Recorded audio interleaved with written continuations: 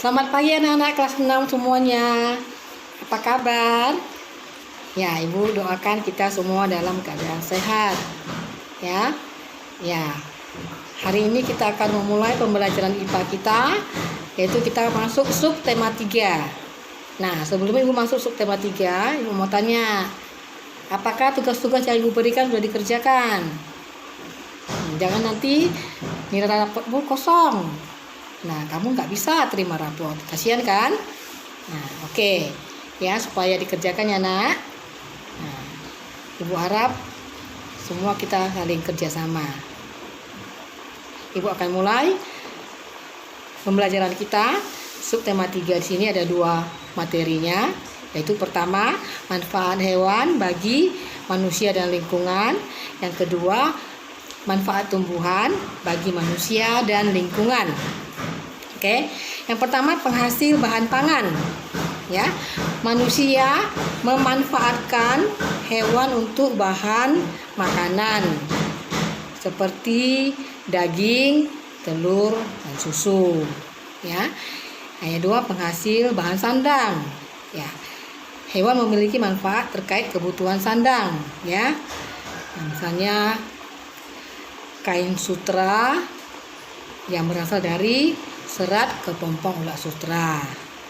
Nah, domba ya dapat menghasilkan wol. Kulit hewan sapi dan kerbau biasanya dimanfaatkan untuk membuat jaket.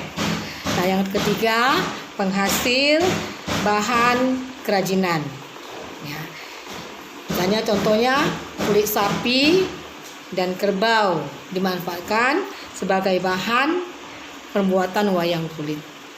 Ya, selain itu juga bulu angsa dimanfaatkan untuk membuat kok.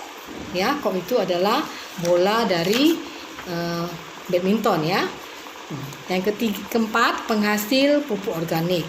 Ya, kotoran hewan jenis seperti sapi dan kambing ini dapat digunakan sebagai bahan pembuatan pupuk organik ya yang baik dan tidak membahayakan bagi lingkungan ya. Nah, dan yang kelima, penghasil tenaga ya. Selain diambil dagingnya ya, ada tenaganya juga diambil. Misalnya tenaga gajah. Gajah dimanfaatkan untuk mengangkut kayu ya. Tenaga kuda dimanfaatkan untuk menarik delman. Nah, tenaga kerbau dimanfaatkan untuk membajak sawah. Nah, itu manfaat hewan ya, karena manfaat tumbuhan bagi manusia dan lingkungan.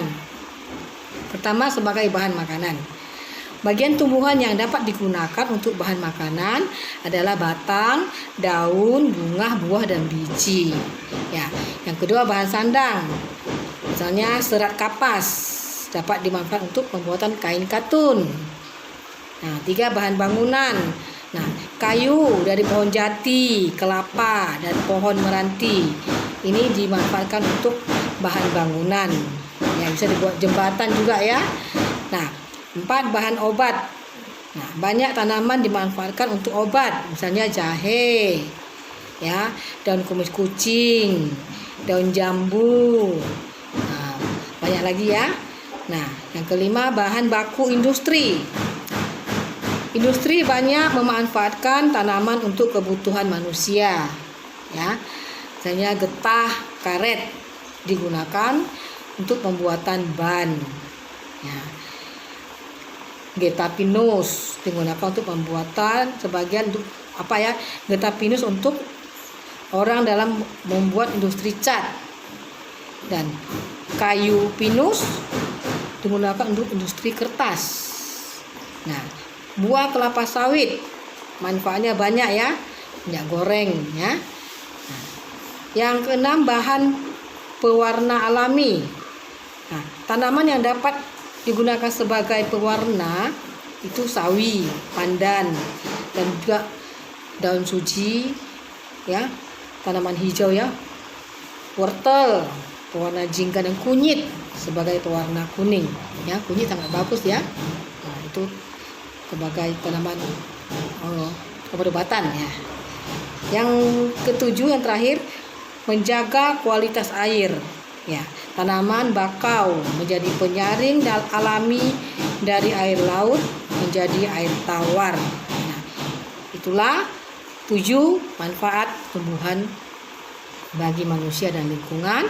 Anak-anak bisa membaca lebih mendalam lagi supaya mendapat informasi yang lebih akurat. Kamu bisa buka buku PS halaman 103 dan 104 ya Nana. Oke, sampai sini pembelajaran kita. Selamat pagi, selamat belajar.